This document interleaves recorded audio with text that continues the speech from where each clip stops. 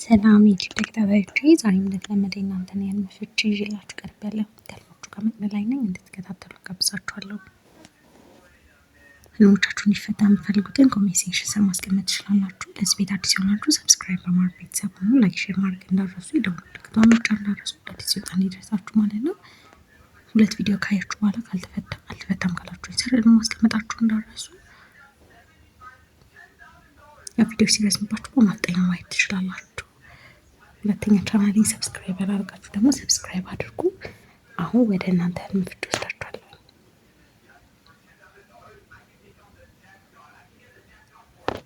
ገነት እንግዲህ በጣም አመሰግናለሁ። እግዚአብሔር ከአንቺ ጋር ይሁን። አሚን።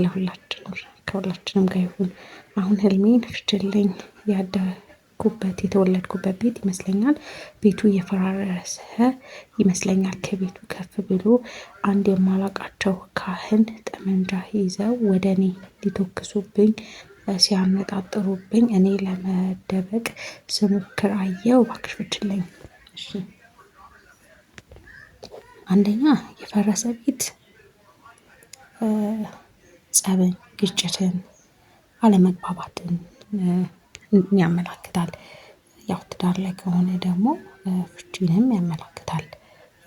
ቤት ሲፈርስ ማለት ነው። ያው ጸሎት በደንብ ማድረግ ያስፈልጋል። ሌላው ካህን ማየት በዕለቱ የዋሉ ቅዱሳንን ነው የሚያመላክትሽ። ጠመንጃ ደግሞ ጸሎትን ነው የሚያመላክተው። ሁለተኛ ደግሞ ወንድ ልጅንም ያመላክታል እና ወደ አንቺ ሲያነጣጥሩ እንጂ ሲተኮስብሽ አላየሽም። ስለዚህ ያው ጸሎት አድርጊ። በዕለቱ የዋሉ ቅዱሳንን ነው የሚያመላክትሽ ካህን ማየት። ያው ግን ጸሎት በደንብ መበርታት ይኖርብሻል። ቤት ሲፈርስ ምናምን ጥሩ አይደለም።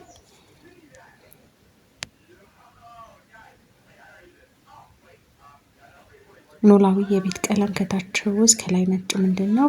ቤቱ የሌላ ሰው ነው፣ ግን ከነበሩበት ቤት ሌላ አዲስ ነው እና ተነሽ ነው። ቀለም ትርጉም አለው። ቀለም ያው ነጭ ቀለም በጣም ቆንጆ ነው። ሮዝም እንደዛው ቀለም ሲቀባ አዲስ ጅማሮ ነው የሚያመላክተው እና ቆንጆ ነው ሁለቱም። ጸጌ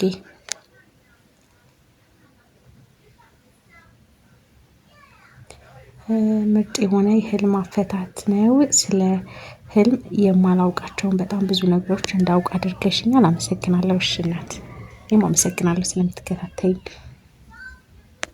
አልዓዛር ሰላም መግዲ ዛሬ በህልም አንድ ልጅ እንጨት ሲሰበስብ ነው ያረጋል። በሀሳብ ልታቃጥል ነው ብዬ በእጄ በዛ ያለ የጸሎት መጽሐፍ ይዤ የቤቱን መስኮት ከፍቼ ወደ ውጭ ብርሃን ሳየው ብትፈችልኝ። ሰብስቦ ጋዝ። ኦኬ፣ ሰብስቦ ጋዝ። እሺ።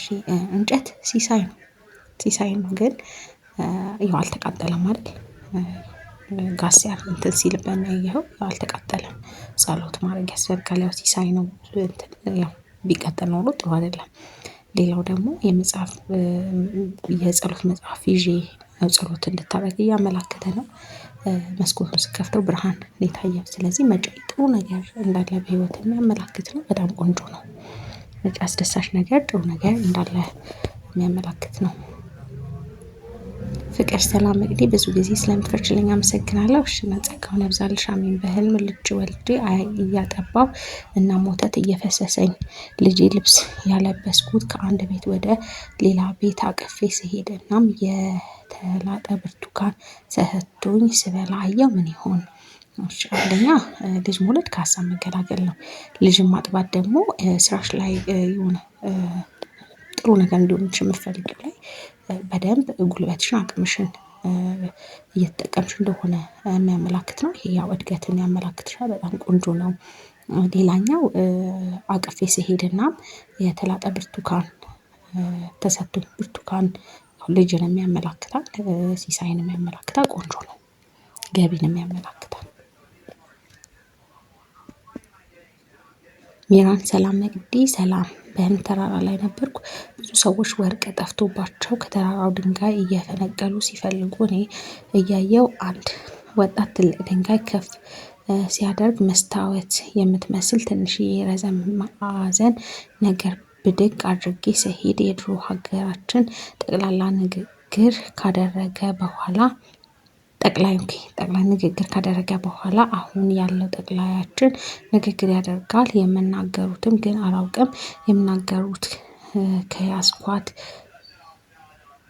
አራት ማዕዘኗ ውስጥ አንድ ቴሌቪዥን እያየሁ ነው። መቅዲ እህቴ እባክሽ አታቆይብኝ። አመሰግናለሁ። እሺ እናት። ተራራ አንደኛ ፈተናን ነው የሚያመላክተው። ተራራ ላይ ወጥቶ ጫፍ ላይ ወጥኩነ ጥሩ ነው። ፈተና ማለፍን እድሜንም ያመላክታል። ያው ወርቅ ሲሳይ ነው። ሀብል ምናምን እስካልሆነ ድረስ ማለት ነው።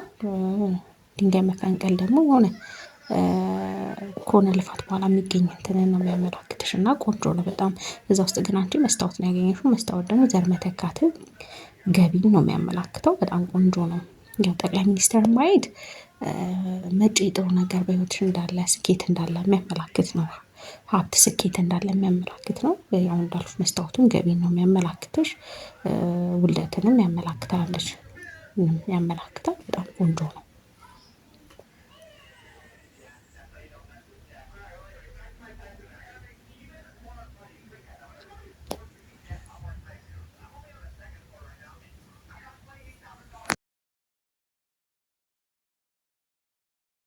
እንደተመቻችሁ ተስፋ አደርጋለሁ።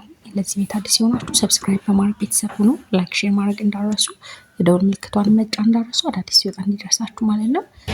ላይክ ማድረጋችሁን ግን አትርሱ። ቪዲዮን ሲጀምሩ ላይክ አድርጋችሁ ጀምሩ። እንዲፈታ የምትፈልጉትን ደግሞ ኮሜንት ሴክሽን ስር ጻፉልኝ። 3 ቪዲዮ ታች ደግሞ አልተፈታም ብላችሁ መጨረሻ የምለቀው ቪዲዮ ላይ አስቀምጡልኝ። ለዛሬ ይሄን ይመስላል። ስለተከታተላችሁን ከልብ አመሰግናለሁ። በሌላ ህልሞችና ፍቾቻቸው እስከምንገናኝ መልካም ጊዜ